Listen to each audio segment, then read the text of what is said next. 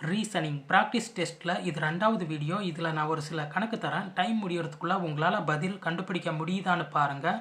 முடியாட்டி பரவாயில்ல, டைம் முடிஞ்சதும் இதுக்கான பதில் என்ன வரும், அதை எப்படி கண்டுபிடிக்கிறதுன்னு நானே சொல்லி கொடுக்குறேன். சரி, ஆரம்பிக்கலாமா?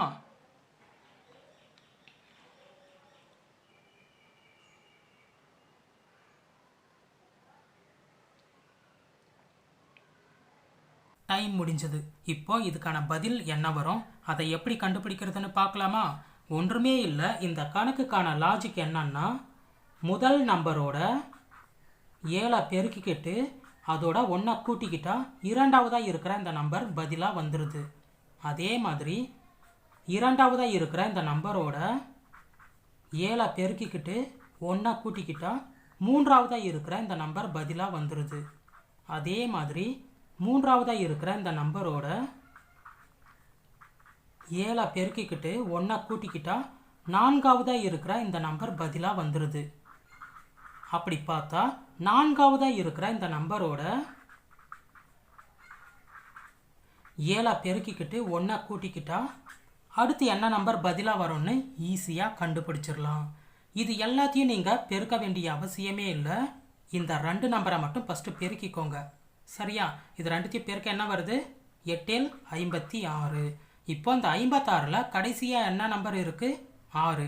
இந்த 6ஐயும் இந்த 1ஐயும் அடுத்து கூட்டிக்கோங்க. கூட்டா என்ன வருது? 7. இப்போ இந்த 7 வந்து ஆப்ஷனில் கடைசியில் எங்கே இருக்குன்னு பாருங்கள். கடைசியில் மட்டும்தான் பார்க்கணும்.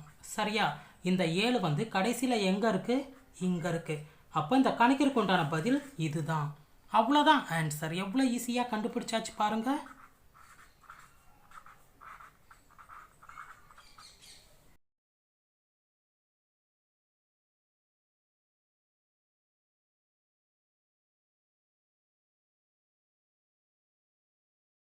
இப்போ இந்த கணக்குக்கான பதில் என்ன வரும், அதை எப்படி கண்டுபிடிக்கிறதுன்னு பார்க்கலாமா? ஒன்றுமே இல்லை. இந்த கணக்கை பொறுத்த வரைக்கும் இரு எண்களுக்கு இடையே உள்ள வித்தியாசம் வந்து 11 வருது. அப்படி பார்த்தா கடைசியாக இருக்கிற இந்த நம்பரோட 11 கூட்டிக்கினாலே போதும், நமக்கு தேவையான பதில் என்னன்னு ஈஸியாக கண்டுபிடிச்சிடலாம். அவ்வளோதான் ஆன்சர்.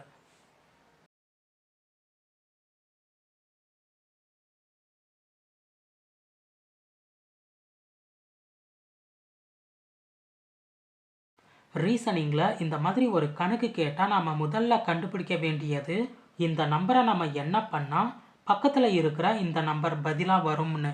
அதை மட்டும் கண்டுபிடிச்சிட்டா போதும், அதுக்கடுத்து ஈஸியாக பதிலாக கண்டுபிடிச்சிடலாம். சரி, இப்போது இந்த கணக்கில் இந்த நம்பரை நம்ம என்ன பண்ணால் பக்கத்தில் இருக்கிற இந்த நம்பர் பதிலாக வருதுன்னு பார்க்கலாமா? ஒன்றுமே இல்லை. இது 2த்தையும் முதல்ல நம்ம கழிச்சிக்கலாம். கழிக்க என்ன வருது? 5 வருது.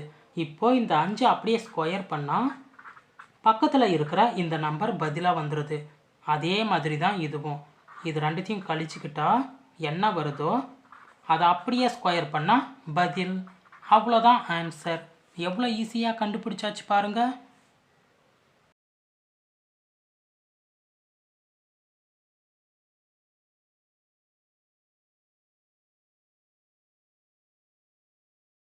இப்போ இதுக்கான பதில் என்ன வரும், அதை எப்படி கண்டுபிடிக்கிறதுன்னு பார்க்கலாமா? ஒன்றுமே இல்லை. இந்த கணக்குக்கான லாஜிக் என்னன்னா, இந்த ஃபஸ்ட் நம்பரையும் இந்த லாஸ்ட் நம்பரையும் ஃபஸ்ட்டு கூட்டிக்கணும். கூட்டம் என்ன வருது? 9 வருது. அதுக்கு அடுத்தது இடையில இருக்கிற இந்த நம்பரை இதோட பெருக்கிக்கணும். அப்படி பெருக்க பக்கத்தில் இருக்கிற இந்த நம்பர் பதிலாக வந்துடும். அவ்வளோதான் லாஜிக். சரியா?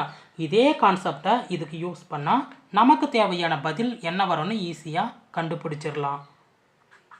ஃபஸ்ட்டு நம்பரையும் லாஸ்ட் நம்பரையும் கூட்டிக்கலாம். கூட்டம் என்ன வருது? 3. இப்போ இடையில இருக்கிற இந்த நம்பரை இதோட பெருக்கிக்கலாம். பெருக்க 15 வருது. அவ்வளோதான் ஆன்சர். எவ்வளோ ஈஸியாக கண்டுபிடிச்சாச்சு பாருங்கள்.